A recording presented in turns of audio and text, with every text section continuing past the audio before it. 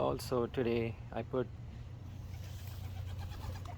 the grit, the calcium, everything outside because I have hay inside, and I've noticed the hay is getting into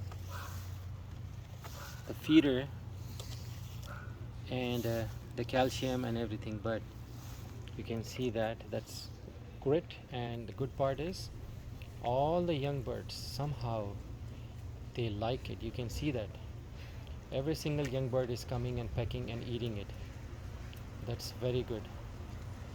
So I want to see, and I took off the lid also. I took off the lid just to see what's happening, and